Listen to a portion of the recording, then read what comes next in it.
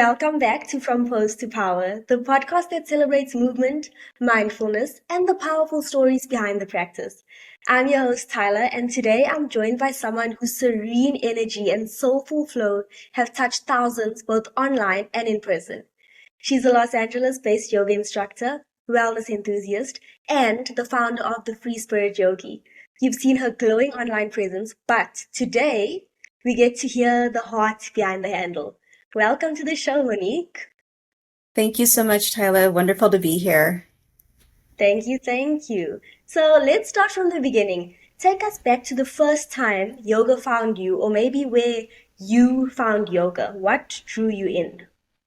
Oh my, yeah. So my story starts a while ago.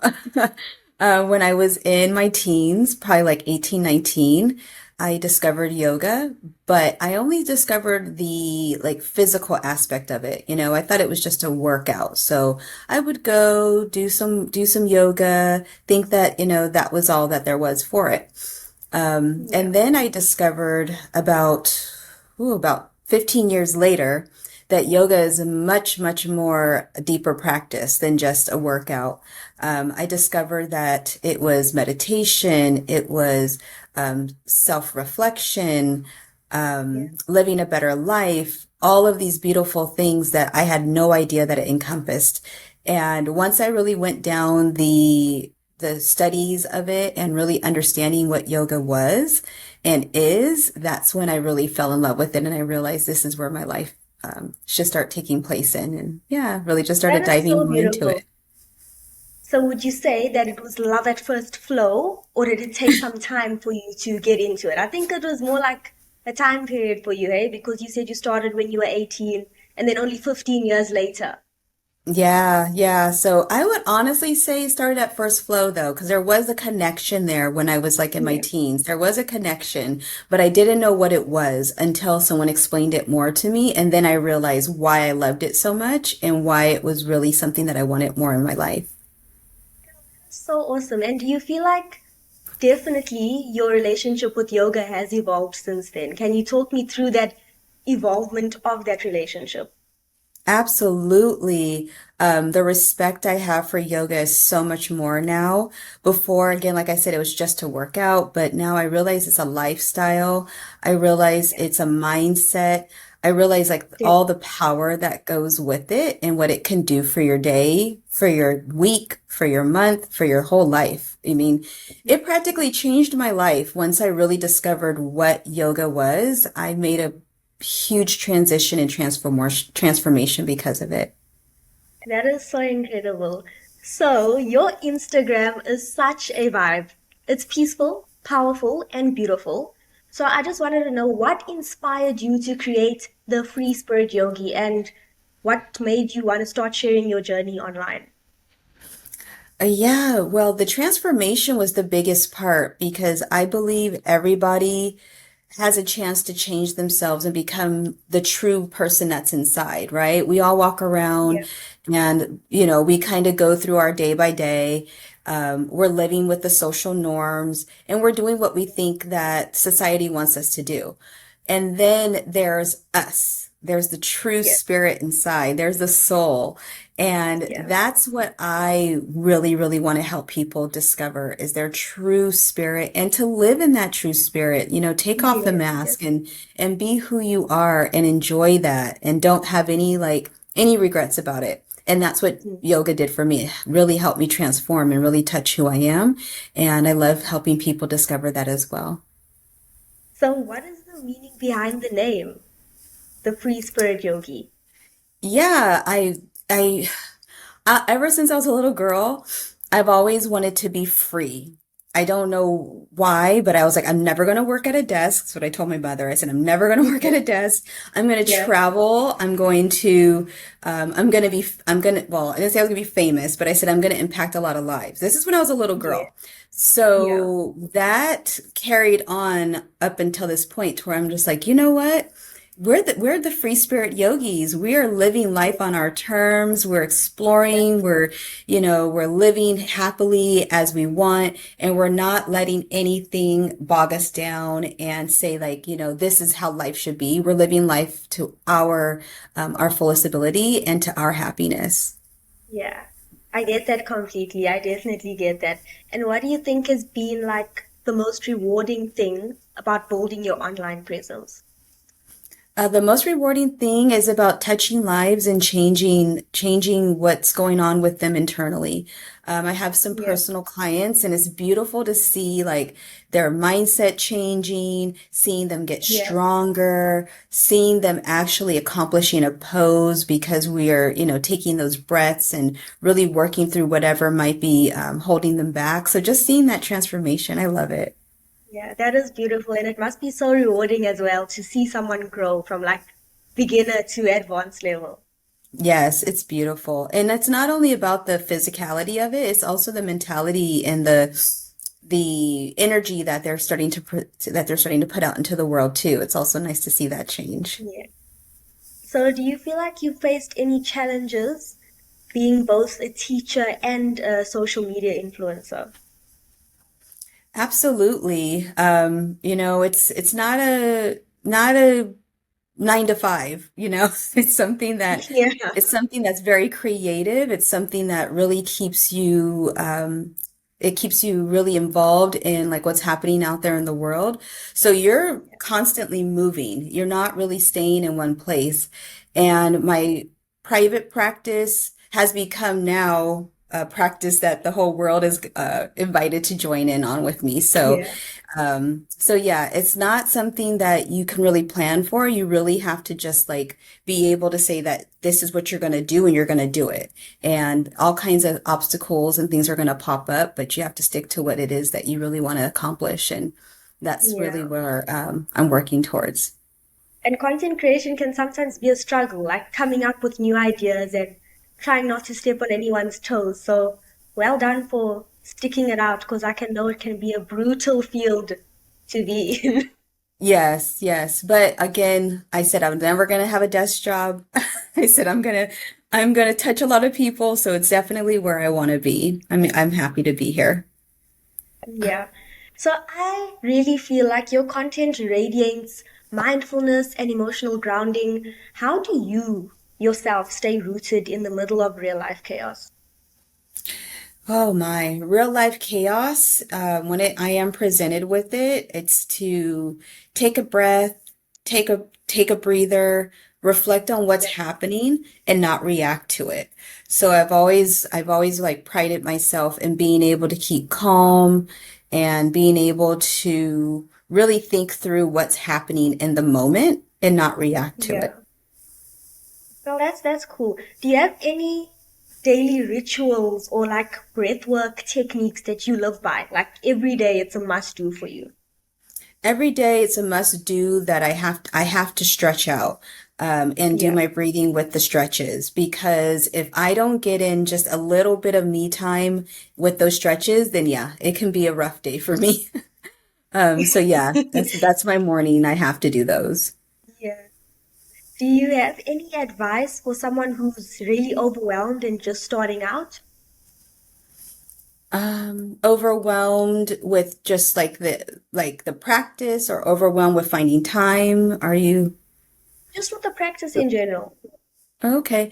Yeah, like if you're feeling overwhelmed, I would say to find a couple of yoga influencers that you connect with and just follow them for like, a couple of months and don't even think. Just turn them on and listen to them, do some routines with them, really connect with them, and you'll find your way.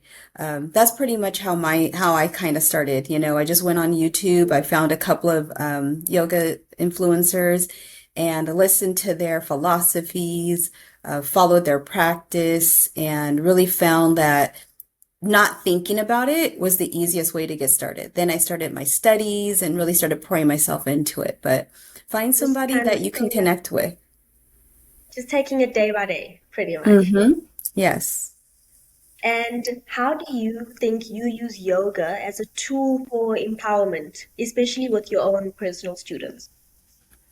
A tool of empowerment with yoga for me would be self-love. That's one thing that I really, really like live by because Yeah, without that, you really have a tough time accomplishing your dreams, accomplishing your goals. So that's my empowerment message through my yoga is to practice self-love, meditate on self-love, and give love and kindness to the world. It really goes a long yeah, way. that's beautiful. I feel like if you can't love yourself, it's so hard to share love to others.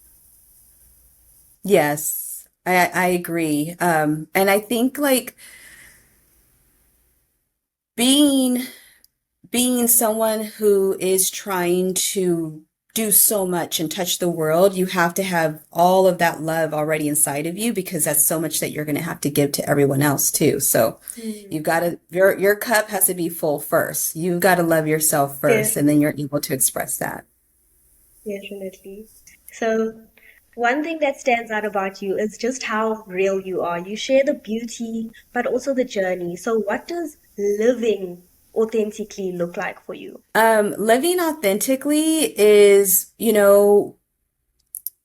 pouring from your heart, being you, not finding a way to cut corners and copycat or to say like, oh, well, they've already done it. I'm just going to take that and reinvent the wheel. It's all about what's in your heart and living authentically to yourself and honoring yourself and really letting yourself be seen, like you Yes. are who you are and just being okay with that. So yeah, I know a lot of people say that when I go online. They're like, you're so authentic. It's so you. And I love that. I love that people realize that this is me and this is not like Yeah. scripted. It's not anything made up. Like it's truly like from my heart and really where I'm speaking from. So yeah, Yeah. that's why I would say like That's living authentic beautiful. is. That is really, truly amazing. I saw that you have two cats. I don't know if I'm going to say it right. Is it Jacques? Hmm. Jacques and Pierre? How do Yes. they fit into your wellness world? Oh, my babies, Jacques and Pierre. They fit in because they keep me balanced. It's Mm, like when times get tough, I look over at their cute little faces and I'm just so happy to be their mom and take care of them. So they bring me back to reality. They keep me grounded. I look at Jacques and Pierre and I said, you know what? I'm doing this for you. I'm yes, gonna make sure that I spread happiness and love and continue with my yoga journey to keep you guys safe and to keep you under in a safe home and happiness. So I look at them and they make me go. I they're told so Pierre the other special. day. Hmm? They are so special. I also have a little They are. baby of my own. He's a little Russian blue. He's very cute, but so Aw. naughty, so naughty. That's sweet. But yeah, they hold a very special place in my heart. And yeah, they keep me grounded and I'm so blessed to have them. Yeah. What does self-care really authentically look like for you on those tough, hard days where you just feel like you can't keep going? Yeah, self-care for me is, a bubble bath, taking some quiet time. What's the word? Not touching any electronics. Just Yes, really reflecting on myself and just giving myself that love. Meditating, burning candles, writing in the journal, getting all of that stuff out, and just really reflecting on what it is that I need to work on or what it is that I need to let go of. But yeah, bubble baths, doing the hair, candles, and yes. no electronics. No electronics. I think that's the main one because sometimes social media can actually be a bit overwhelming. It almost Hmm. feels like you need to hold yourself up to a certain standard. So sometimes I think a good detox is needed from time to time. Yes, absolutely. You Yes. do. You do need that. Yeah. So, as a teacher, online and in person, how do you build safe and empowering spaces for your students and others around you? Yeah, so with that, we get started by just creating serenity and calm and connecting with our hearts. Um, Yeah. and really allowing my students to just be in that moment and telling them like, outside is what it was, but we're here now in a safe space Mm. to where you can really just focus on yourself, letting it all go, and Yeah. bringing in the breath work, bringing in the consciousness that they don't need to be afraid to just relax. And Yes. I think Just breathe. that's yeah, breathe. And I think that's one of the special things that I bring to my classes is that I just allow people to breathe and relax. And I'm reminding them to let whatever stirring up, whatever kind of comes up, let it go. Like Yeah. it has no place here. This is their special Yeah. time. So I try to create that for them. And what do you hope that every student, like if one thing, what do you hope every student takes away from your class? Just one thing. One thing I want them to take away is, well, it's the one thing, but it's two words. It's finding peace and being able to carry that throughout their day. That's what I love to see and hear, that people feel so relaxed and peaceful and that they're going to carry that throughout their whole day. I love that. Yeah, that is beautiful. For them to just reflect and in that moment just be calm and collected Mhm. and let go of everything that they're going through during that time. Yes. You've shared so much light today, and if you had to leave our audience with one message and something to carry into their week or onto their mat, what would that be? Um, Carry into the week and on the mat. I would say to not let people get the best of you. Don't let them get you worked up. And remember that every moment is a chance to meditate. So if you're washing dishes, if you are petting a cat, if you are ready, if you are just, sitting at your desk, thinking about the next task, take a time to meditate and just really go inward and talk to yourself and really connect because you always have that opportunity. And remember that this is your life and you make it what you want it to be. That is that is just incredible. That even made me feel at peace. But Monique, thank you so, so much for being here and sharing your peace, your practice, and your power. Let everyone watching know where they can find your flow, where they can find you online or in person, and if you have anything exciting coming up soon. Yes, yes, yes. So I invite you all to continue to your journey with me if you like. All my handles are the Free Spirit Yogi. So you can find me on YouTube under the Free Spirit Yogi, on Instagram under the Free Spirit Yogi, and Facebook under the Free Spirit Yogi. And any exciting things that I have coming up right now, we have yoga for beginners in LA. So if you're in the LA area, I invite you to join me at that. It's going to be at Yoga Bliss on August 9th from 6 to 7 p.m. And then a yoga retreat that's going to be happening in Florida in January of 2026. And you can definitely find out more information about those on all of my social media handles and my website, thefreespirityogi.com. Well, that sounds so exciting, and I can't wait to see everything that's going to be up and coming. And I'm wishing you all the best. To our listeners, breathe deep, move intentionally, and remember your power begins with presence. Until next time on From Pose to Power. Bye. Bye.